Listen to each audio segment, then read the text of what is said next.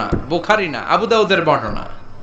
সাইয়েদনা আদম আলাইহিস সালামকে সৃষ্টি করার পরে আমরা সবাই ওনার ঔরস জাত সন্তান না, এজন্য ওনাকে বলে আবুল বাশার, সব মানুষের আদি পিতা। সাইয়েদনা আদমকে বসিয়ে আমাদের সবাইকে রাখা হলো। উনি বললেন, আল্লাহ এগুলো কারা? এই কোটি কোটি। আল্লাহ বললেন, এই কোটি কোটি মানুষ তোমার সন্তান। হঠাৎ তিনি একটা রূহকে দেখে পছন্দ করে বললেন, আল্লাহ এই রূহটা কার রূহ? আল্লাহ বললেন, আদম এটা তোমার সন্তান দাউদ আলাইহিস সালামের রূহ। সুবহানাল্লাহ। আল্লাহ এই দাউদ রে কয়দিন হায়াত দিয়েছেন আপনি? আল্লাহ বললেন, ওরে দিয়েছি 40 সানা, মাত্র 40 বছর। দাউদ আলাইহিস সালাম কয় বছর বেঁচে ছিলেন? মাত্র 40 সানা, 40 বছর পৃথিবীতে ছিলেন। সাইয়েদনা আদম বললেন, আল্লাহ এত সুন্দর রূহটা, এত সুন্দর দেহটা আমার এত সুন্দর সন্তান দাউদকে এত কম বয়স দিলেন কেন? বাড়ায়া দেন। কি করেন? আল্লাহ কয়, নো নো, রুফিআতিল আকলাম ওয়া জাফফাতিস সুহুফ, লেখা হয়ে গেছে, এটার বাড়ানো কমানো যাবে না, বাড়াতে পারবো না। সাইয়েদনা আদম আলাইহিস সালাম বললেন, আল্লাহ আমি থাকবো কয় বছর? আল্লাহ বললেন 1000 বছর। দুনিয়াতে তোমার হায়াত হলো আলফু সানা, 1000 বছর। সাইয়েদনা আদম বললেন, আল্লাহ আমি আমার 1000 বছরের মধ্যে থেকে 60 বছর আমার এই সন্তান দাউদ রে দিয়ে দিলাম। আমি দুনিয়াতে 940 বছর থাকলেই চলবে, আমি 60 বছর দিয়ে দিলাম। 40 আর 60 মিলে কত হয়েছে? কথা কন। আল্লাহ আপনি 100 বছর দিয়েন। আল্লাহ বলে, ঠিক আছে।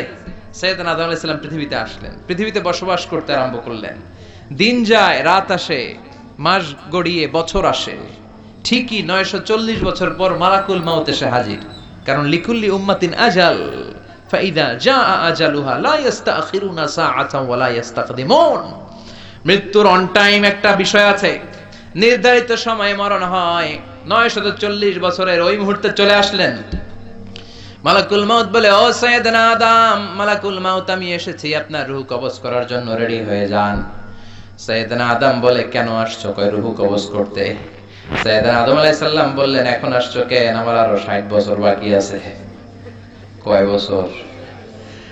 মালাকুল মাউত বলে, না আপনি 40 বছর দিয়ে দিয়েছিলেন, 60 বছর দান করেছেন, 940 বছরেই আপনারা চলে যাওয়ার কথা। আদম আলাইহিস সালাম কয়, না আমি দেই নাই। কি কয়? আমি আরো বাঁচুম, আরো 60 বছর থাকুম আমি, যাও তুমি। ভুলে গেছে। কি করেছে? ভুলে গেছে, মনেই করতে পারতেছে না যে দিছিল। রূহের জগতে 60 বছর যে দান করে দিয়েছিল দাউদ আলাইহিস সালামকে, মনেই করতে পারছে না। স্মৃতি হাতরে হাতরে মরে যায়, মনে আসে না। এজন্য বিশ্বনবী বলেন, নাসিয়া আদম ফা নাসিয়া বানু। আদম আলাইহিস সালাম ভুলে গেছেন, তাই আমরাও মাঝে মাঝে ভুলে যাই। খাইয়াও কই খাই নাই, মাইরাও কয় মারি নাই, আছে না নাই?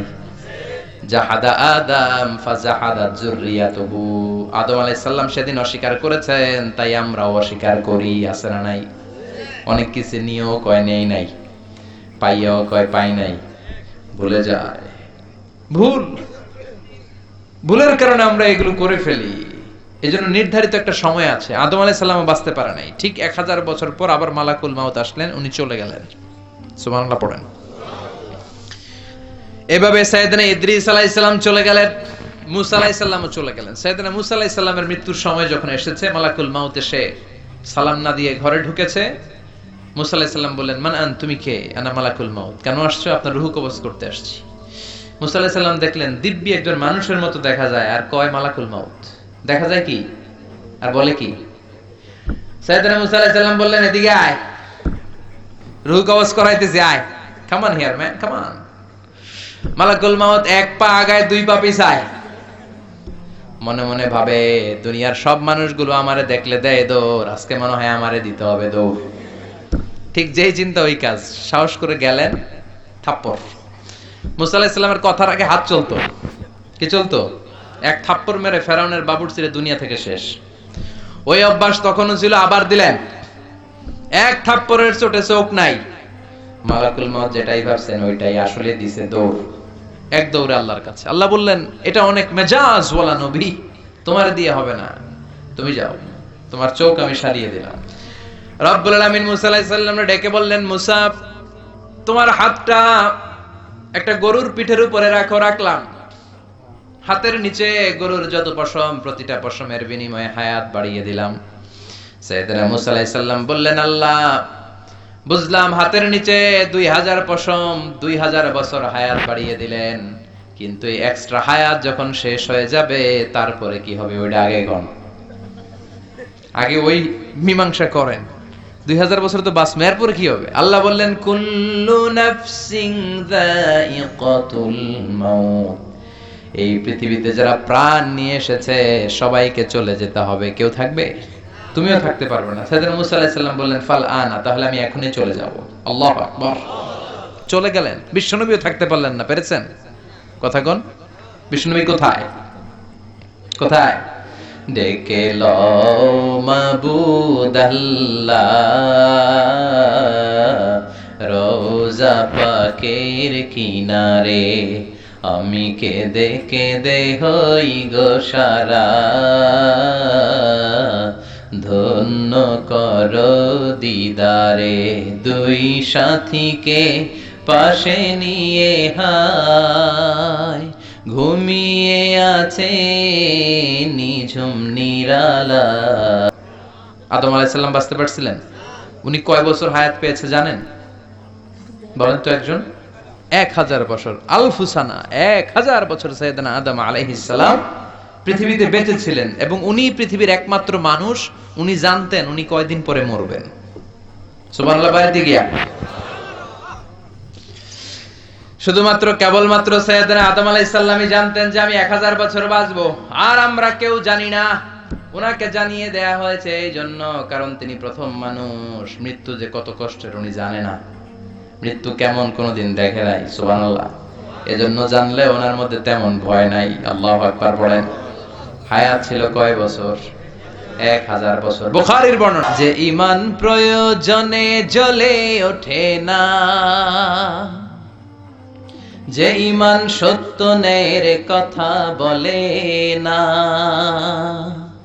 যে ঈমান প্রয়োজনে জ্বলে ওঠে না, যে ঈমান সত্য ন্যায়ের কথা বলে না, যে ঈমান বাস্তবে নাই, যে ঈমান অন্তরে নাই, মুখে শুধু ফাঁকা বলি, কি করে তারে বলো ঈমানে বলি, কি করে তারে বলো ঈমানে বলি, কি করে তারে বলো ঈমানে বলি। ঠিক কি না? যে ঈমান দিন কায়েমের আন্দোলনের ধার ধারে না, যে ঈমান লেবাসধারী কোরআন হাদিস তাও পড়ে না, যে ঈমান খাজার নামে মাজার গড়ে ফুলুস কামায়। আছে না নাই? মাজার আছে না? মাজার ব্যবসা আছে না নাই? যে ঈমান খাজার নামে মাজার গড়ে ফুলুস কামায়, যে ঈমান শিরকিয়াতের আমল করে ভীত না হয়, যে ঈমান অন্তরে নাই, যে ঈমান বাস্তবে নাই, মুখে শুধু ফাঁকা বলি, কি করে তারে বলো ঈমানে বলি, কি করে তারে বলো ঈমানে বলি, কি করে তারে বলো ঈমানে বলি। চিল্লায় বলেন ঠিক কি না? এজন্য ঈমানের দাবি হচ্ছে এই কোরআনটার জন্য মরার আকাঙ্ক্ষা রাখতে হবে। শাহাদাতের তামান্না রেখে কেউ যদি বিছানায়ও মারা যায়, শহীদ হিসেবে তাকে কবুল করবে কে? আল্লাহ। এজন্য কোরআন দিয়ে এদেশে রায় হোক, আমরা চাই কি চাই না? কোরআন দিয়ে বিচারালয়ে চলুক, আমরা চাই কি চাই না? বিশ্বনবী একবার আবু মুসা আল আশারীর বাড়ির পাশ দিয়ে গেলেন। আবু মুসা আল আশারী কোরআন থেকে তেলাওয়াত করছিলেন। সকালবেলা ফজরের পর বিশ্বনবী আবু মুসা আল আশারীর ডেকে বললেন, ও আবু মুসা, লাকাদ উতিতা মিজমারান মিন মাজামিরি আলি দাউদ, আল্লাহ দাউদ নবীর গলার ভেতরে যে চমৎকার সুরের ঝংকার দিয়েছে, আমার উম্মতের মধ্যে তোমার গলায় সেই সুর আল্লাহ দিয়েছে। আবু মুসা বলে, নবী আমি তো কোনোদিন আপনার সামনে দাঁড়িয়ে কোরআন তেলাওয়াত করি নাই, জানলেন কেমনে? বিশ্বনবী ডেকে বললেন, আবু মুসা, গতকাল সারা নামাজের পর তোর বাড়ির পাশ দিয়ে যাচ্ছিলাম, দেখলাম তোর ঘরের ভেতরে থেকে তেলাওয়াত। কান লাগিয়ে শুনে দেখি এই কণ্ঠটার কারো কণ্ঠ নয়, এটা আমার সাহাবী আবু মুসার কণ্ঠ রে আবু মুসা। আমি গতকাল তোর ঘরের বাইরে দাঁড়িয়ে জানালা দিয়ে তোর কণ্ঠের তেলাওয়াত শুনেছি। আবু মুসা বলে, নবী আমি তো জানতাম না যে আপনি তেলাওয়াত শুনেছেন। আমি যদি টের পেতাম গো নবী আপনি দাঁড়িয়ে শুনছেন ফজরের আগ পর্যন্ত, আমি তেলাওয়াত করা বন্ধ করতাম না। এজন্য প্রথম দায়িত্ব সুন্দর করে তেলাওয়াত করা। কোরআন তেলাওয়াত করলে অন্তরের ঈমান বাড়িয়ে দেয় কে? তারপরে কোরআন শ্রবণ করা। আপনি তেলাওয়াত করবেন, আপনার স্ত্রী শুনবে, আপনার স্ত্রী তেলাওয়াত করবে, আপনি শুনবেন। এই দৃশ্য দেখলে ছোটবেলা থেকে আপনার বাচ্চাটারে কোরআনওয়ালা বানাবা কে? শুনি রহমত দিয়ে ঘরটারে ভরে দিবে কে? ঘরটারে জান্নাতি ঘর বানাবে কে? অনেকে বলে, হুজুর আমার ছেলে কথা শুনে না, খালি ভিডিও গেমস খেলে। এরকম ঝামেলা আছে না নাই? হুজুর কিচ্ছু দিলে থামে না, মোবাইল দিলে থামে, আছে না নাই? বাপ মা একদিনও তেলাওয়াত করে না, সারাদিন খালি ঝগড়াঝাটি। এই পোলা ভিডিও গেমস খেলবে না তো কি খেলবে? কথা কন। আগে বাপ মা ঠিক হইতে হবে। বাপ ভালো তার, বেটা ভালো তাই, মা ভালো তার ঝি, গাই ভালো তার দুধ ভালো রে, দুধ ভালো তার ঘি। ঠিক কি না? বাবা তুমি আগে ভালো হও, ছেলেরে ভালো বানাবে কে? মা তুমি ভালো হও, মেয়েরে ভালো বানাবে কে? বাবা যখন নামাজে যায়, ছেলেরা যখন নিয়ে যায়, ছেলেটারে মুসল্লি বানাবে কে? সাইয়েদনা ইব্রাহিম দোয়া করলেন, রব্বি জাআলনি মুকিমাস সালাতি ওয়া মিন যুররিয়াতি রব্বানা ওয়া তাকাব্বাল দুআ। হে নামাজি আমার ঘরে নামাজ পড়ো আজ, দিলে মে তোমার চরণ তলে হৃদয় যায় নামাজ। হে নামাজি আমার ঘরে নামাজ পড়ো আজ, দিলে মে তোমার চরণ তলে হৃদয় যায় নামাজ। পড়েন আল্লাহু আকবার। কি বাবা কি ছেলে? বাবা দোয়া করলেন, রব্বি জাআলনি মুকিমাস সালাতি ওয়া মিন যুররিয়াতি রব্বানা ওয়া তাকাব্বাল দুআ। ও আল্লাহ আমার নামাজ কায়েমকারী বানান, আমার কলিজার টুকরা ইসমাইল রেও নামাজ কায়েমকারী বানান। সাইয়েদনা ইব্রাহিম যখন নামাজে দাঁড়াতেন সাথে থাকতো ইসমাইল। সুবহানাল্লাহ। এভাবে আপনারাও যদি বাবা যখন দাঁড়াবে নামাজে, ছেলেও যদি দাঁড়ায়, ছেলেরও মুসল্লি বানাবে কে? কথা বলেন কে? এজন্য ছোট্টবেলা থেকে শিখান। সাইয়েদনা ইব্রাহিম আলাইহিস সালাম শিখালেন, একের পর এক আল্লাহ সাইয়েদনা ইব্রাহিমের পরীক্ষা নিলেন। ছোট্টবেলায় সাইয়েদনা ইসমাইল যখন দুধের শিশু, আল্লাহ বললেন যাও ইসমাইলের মাকে আর ইসমাইলকে মক্কায় রেখে আসো। সাইয়েদনা ইব্রাহিম রেখে আসলেন, এই পরীক্ষায় পাস। সুবহানাল্লাহ পড়েন। আবার বললেন বাপ বেটা মিলে নামাজ কায়েম করো, এই পরীক্ষায় পাস। দুইজন মিলে আমার ঘর কাবা ঘরটা তোমরা বানাও, এই পরীক্ষায়ও পাস। আবার বললেন বাপ বেটা দুইজন মিলে কাবা ঘর ঝাড়ু দাও, এই পরীক্ষায়ও পাস। সুবহানাল্লাহ। তাহরা বাইতিয়া লিত্তাইফিনা ওয়াল আকিফিনা ওয়ার রুকআইস সুজুদ। আল্লাহু আকবার। মসজিদেরি ঝাড়ু বড়দার হোক আমারে হাত, শোনো আমারে মোনাজাত। শোনো শোনো ইয়া ইলাহি আমারে মোনাজাত, শোনো আমারে মোনাজাত। পড়েন আমিন। এজন্য বাপ ভালো তো বেটা ভালো, ঠিক কি না? মা ভালো তো বেটি ভালো, গাই ভালো তো দুধ ভালো, দুধ ভালো তো ঘি ভালো, তাই না?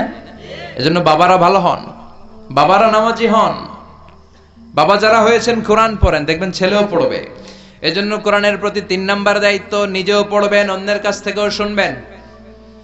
4 নাম্বার দায়িত্ব, কোরআন আপনি অন্যকে শিখিয়ে দিবেন। আপনি যদি কাউকে শুধু সূরাতুল ফাতিহাটা শিখান, কোন সূরা?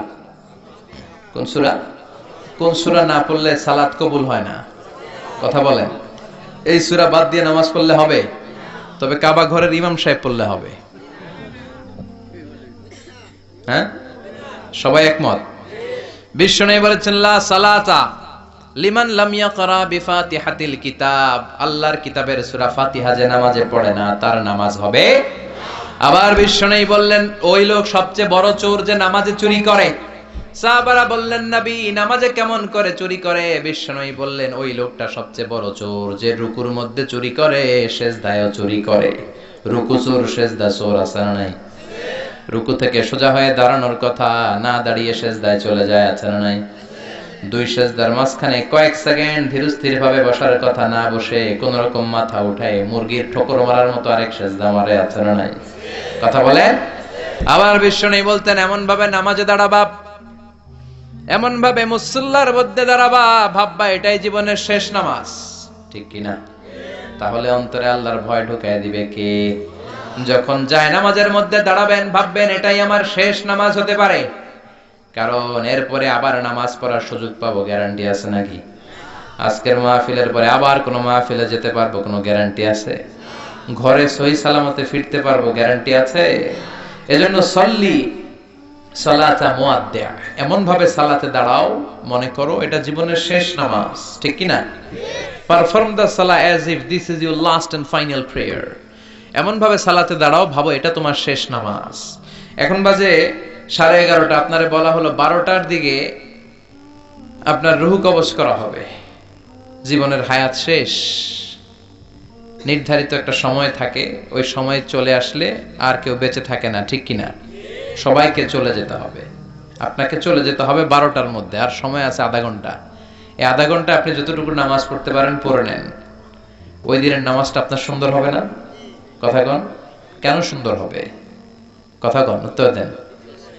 কারণ জীবনের শেষ নামাজ, একটু পরে মালাকুল মাউত আসবে, তারপরও হুঁশ নাই। জানি চলে যেতে হবে রঙিন ফানুস, দম ফুরাইলে ঠুস, তারপরও শুধু অস্থিরতা, তারপরও শুধু পাগলামি। যদি জানেন 12টার দিকে চলে যেতে হবে, আধা ঘন্টার সময়, এই দিন আপনার নামাজটা অনেক সুন্দর হবে। আপনি অজু বানাবেন চমৎকার করে, আতর মেখে, পাঞ্জাবি পরে, এমন ভাবে আল্লাহর সামনে আপনি দাঁড়াবেন, জীবনের শ্রেষ্ঠ নামাজ আপনার ওই নামাজ হয়ে যাবে। ওই দিন রুকুতে আপনার তাড়াহুড়ো হবে নাকি? ওই দিন সেজদা থেকে টাইনাও কেউ তুলতে পারবে আপনার? 2 রাকাতে আপনি আধ ঘন্টা পার করে দিবেন, কারণ আপনি জানেন একটু পরেই মালাকুল মাউতের হাতে ধরা।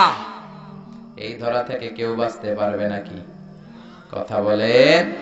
গোরস্থানে একটু মাটি জায়গা করে রাখে রে, এখনই তোর আসতে পারে চলে যাওয়ার ডাক। আতর গোলাপ সুবাসে চন্দন, কাফন নামের দেহ বন্ধন। আতর গোলাপ সুবাসে চন্দন, কাফন নামের দেহ বন্ধন। আলমারিতে রাখে রে তুলে একটি কোরআন পাক রে, এখনই তোর আসতে পারে চলে যাওয়ার ডাক। চিল্লায় বলেন ঠিক কিনা? কখন চলে যাব কেউ জানি না। লিকুল্লি উম্মাতিন আজালুন ফাইদা জাআ আজালুহুম লা ইস্তাখিরুনা সাআতান ওয়া লা ইস্তাকদিমুন। প্রত্যেক জাতির জন্য নির্ধারিত একটা সময় আছে, ওই মৃত্যুর সময়টা যখন চলে আসে, 1 সেকেন্ড আগেও আসে না, পরেও আসে না। কার কথা? জোরে বলেন কার কথা? সাইয়েদনা দাউদ আলাইহিস সালামের একজন ওয়াজির ছিল। দাউদ আলাইহিস সালামের ইন্তেকালের পর সুলাইমান আলাইহিস সালাম গোটা বিশ্বের দায়িত্ব নিলেন। বাবার সময়ে যেই লোকটা ওয়াজির ছিল, তিনিও তাকে ওয়াজির বানালেন। সাইয়েদনা সুলাইমান আলাইহিস সালামের সাথে অনেক ফেরেশতাদের বৈঠক হতো, জিনদের বৈঠক হতো। এক বৈঠকে সুলাইমান আলাইহিস সালামের ওয়াজিরও বসা, মালাকুল মাউতও বসা। মালাকুল মাউত ওই ওয়াজিরের দিকে বড় বড় চোখ করে তাকাচ্ছে। বড় বড় চোখ করে তাকানোর কারণে ওয়াজির তো প্রচন্ড ভয় পেয়ে গেল। মালাকুল মাউত চলে গেল, ভয় পেয়ে তার পিলু চমকে যায়। সাইয়েদনা সুলাইমানকে ডেকে বলে, ও নবী আল্লাহ সুলাইমান, কিছুক্ষণ আগে আপনার পাশে একটা লোক বসা ছিল, বড় বড় চোখ করে আমার দিকে তাকায়, এটা কে? সাইয়েদনা সুলাইমান আলাইহিস সালাম বললেন, এটা মালাকুল মাউত। এটা কে? ও মিয়া, মালাকুল মাউতের নাম শুনলে কলিজায় পানি থাকে? ওজিরেরও পানি নাই।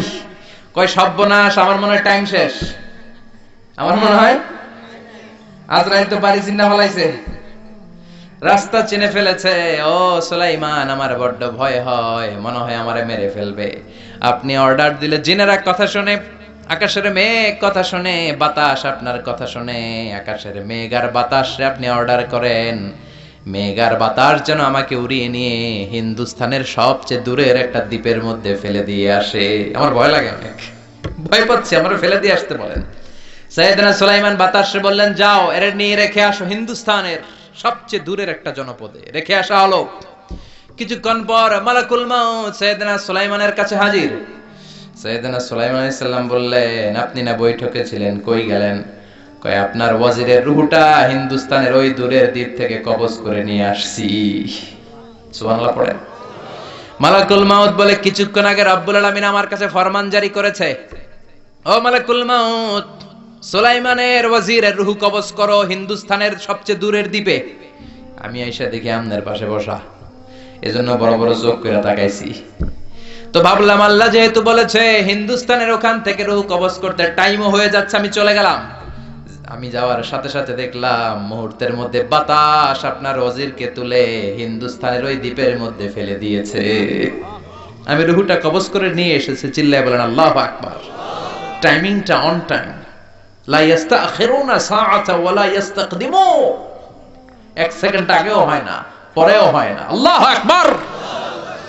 ছেলেকে এতিম করে বাবারে নিয়ে যায়, স্ত্রীকে বিধবা করে স্বামীকে নিয়ে যায়, বন্ধুরে একলা ফেলে রেখে আরেক বন্ধুরে নিয়ে যায়। মৃত্যুর একটা নির্ধারিত সময় আছে না নাই? যদি জানতে পারেন 12টায় আপনার নির্ধারিত সময়, এখন 2 রাকাত নামাজ যদি পড়েন, নামাজটা কেমন হবে? কেমন হবে? কথা বলেন, সুন্দর হবে না? এজন্য always consider this prayer is my last prayer in my life. আমার এই নামাজটা হতে পারে আমার জীবনের শেষ নামাজ, ঠিক কি না? তার মানে কোরআনের প্রতি প্রথম দায়িত্ব আমরা তেলাওয়াত করব প্রতিদিন। রাজি আছেন?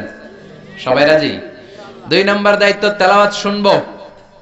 3 নাম্বার অন্যকে শিখায়া দেব। শুধু সূরা ফাতিহা যদি কাউরে আপনি শিখায়া দেন, আজীবন সে যতবার সূরা ফাতিহা পড়বে ওইটার একটা পার্সেন্টেজ সওয়াব আপনার আমলনামায় দিবে কে? সুবহানাল্লাহ পড়েন। তাহলে অন্যকে শিখাতে রাজি আছি তো? এরপরে কোরআন মুখস্থ করব। শুধু হাফেজ সাহেবের দায়িত্ব কোরআন মুখস্থ করা নয়, এটা গোটা উম্মতের দায়িত্ব, পুরো মুসলিম উম্মার দায়িত্ব। হাফেজ সাহেব তো করে 30 পারা, আমি করব 10 পারা, আপনি করবেন 5 পারা, ও করবে 3 পারা, এরকম সবার কয়েক পারা মুখস্থের দরকার আছে না নাই? কোরআনের প্রতি সর্বশেষ এবং সবচেয়ে গুরুত্বপূর্ণ দায়িত্ব হচ্ছে মাতৃভাষায় কোরআনকে বোঝা। কোন ভাষায়? আপনাদের মাতৃভাষা কি? কথা বলেন। সালাম সালাম হাজার সালাম সকল শহীদ স্মরণে, আমার হৃদয় রেখে যেতে চাই তাদের স্মৃতির চরণে। পড়েন, সবাই পড়েন। সালাম সালাম হাজার সালাম সকল শহীদ স্মরণে, আমার হৃদয় রেখে যেতে চাই তাদের স্মৃতির চরণে। পড়েন আমিন। এই শহীদদের কারণে আমরা ভাষা পেয়েছি। মাতৃভাষা কি আমাদের? সবাই বলেন। সিয়েরা লিওন একটা দেশ আছে, নাম শুনছেন? ওরা বাংলা ভাষাকে ওদের দ্বিতীয় ভাষা হিসেবে ঘোষণা দিয়েছে। 21শে ফেব্রুয়ারি গোটা বিশ্বে এখন ইন্টারন্যাশনাল মাদার ল্যাঙ্গুয়েজ ডে হিসেবে পালিত হয়। আলহামদুলিল্লাহ পড়েন। কিন্তু এই বাংলা ভাষা থুইয়া আমরা এখন হিন্দিতে কথা কই, আছে না নাই? হিন্দি সিনেমা দেখি, বাংলায় কিছু দেখতে চাই না। আল্লাহ জাতিকে তুমি হেদায়েত দাও। আর জোরে পড়েন আমিন।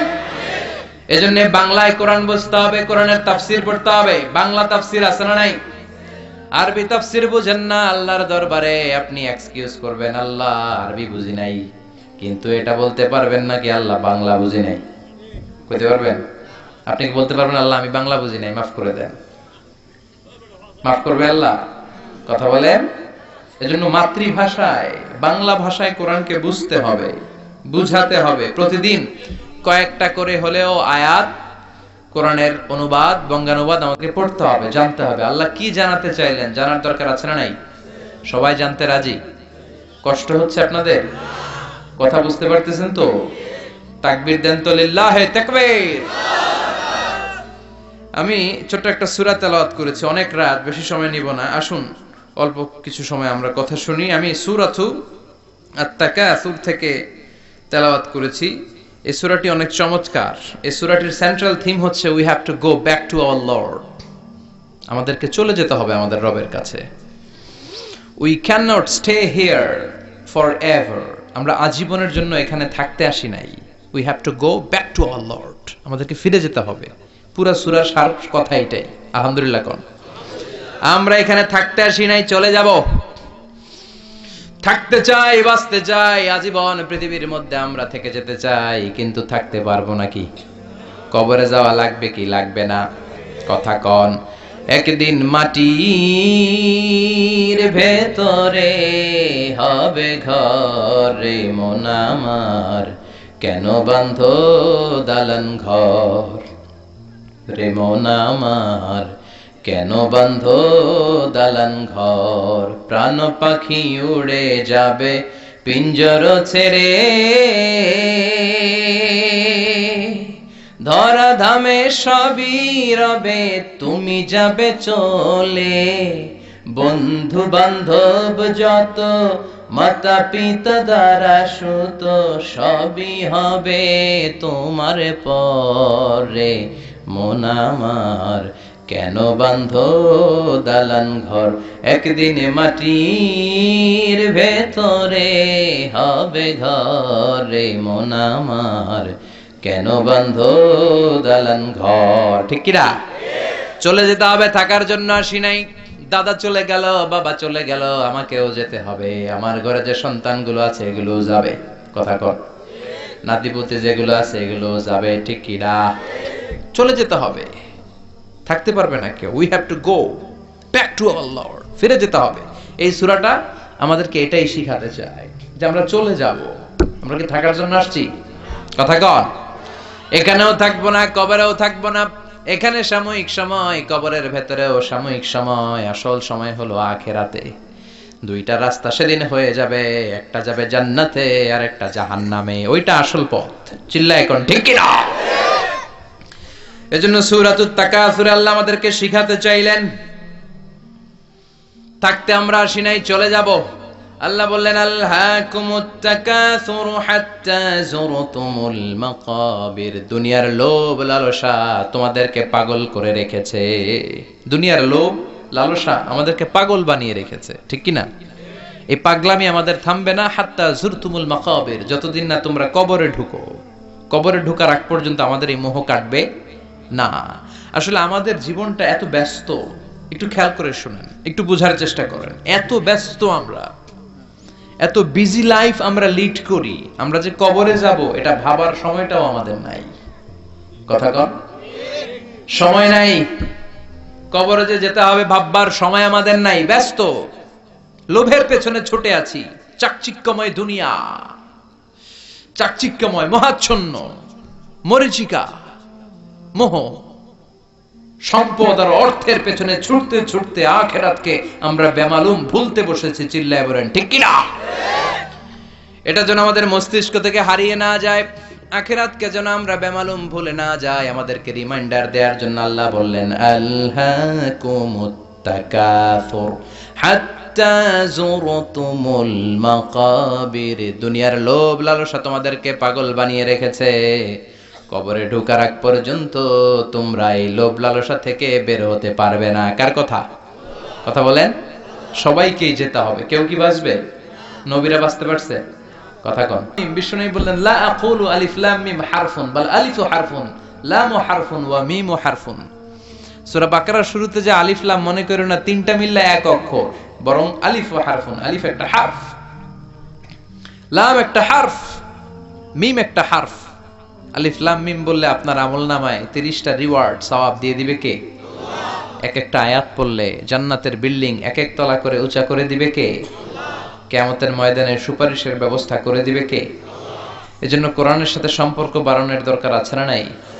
এই কিতাবটাতে কোনো ভুল আছে কি? সন্দেহ আর গাইডলাইন করে বইটারে পাঠালো কে? আল্লাহ। কথা বলেন। এজন্য সব সমস্যার সমাধান কোরআনে আছে না নাই? আমলনামায় দেখা গেল যৌবনকালে গান গাইতো, রূপবানে নাচে কোমর দুলাইয়া। ফেরেশতারা কয় তোরেও পিডামু আমরা ঝুলাইয়া। ঠিক কি না? আল্লাহ বলবে লেখ, যৌবনকালে যা করছে আকাম কুকাম সব লেখ। আর যারা ইবাদত করেছে আল্লাহ বলবে দেখ তো এই বুড়া মানুষটার যৌবনকালে কি ছিল কাজ। তখন ফেরেশতারা বলবে আল্লাহ যৌবনকালে তাফসির মাহফিলে ওর মিছিলের চোটে তাফসিরের ময়দান থারথার করে কাঁপতো। সে ইসলামের পক্ষে শক্তি ছিল। সে রাতের আধারে তাহাজ্জুদের নামাজ পড়তো। সুবহানাল্লাহ পড়েন। আল্লাহ বলবেন যৌবনকালে যা করেছে ওইটা এখন নামাজ পড়তে না পারলেও যৌবনে যা করছে ওইটাই আমলনামায় লিখে দে। হবে রাজি আছি না নাই? তাহাজ্জুদের সালাতে জায়নামাজ ভেজাতে হবে, রাজি আছি না নাই? বয়স হয়ে গেলে ইবাদত করতে না পারলেও আমলনামায় ইবাদত লিখে দিবে কে? সুবহানাল্লাহ পড়বেন না? কি এক আল্লাহ আমরা পাইছি, যুবক অবস্থায় যা করব বৃদ্ধ অবস্থায় আল্লাহ ওইটাই লিখবে। কারণ বয়স্করা সালাত পড়তে পারে না, ফজরের সময় কোমরে ব্যথা আছে না নাই, মসজিদে যেতে পারে না, অসুস্থ, ঠান্ডা কাশি রোগ বালা শেষ নাই। তখন ফেরেশতারা আল্লাহর জিজ্ঞেস করে, আল্লাহ নামাজ তো পড়তে পারে না বুড়া মানুষ, আল্লাহ বলে যৌবনকালে কি করতো দেখ।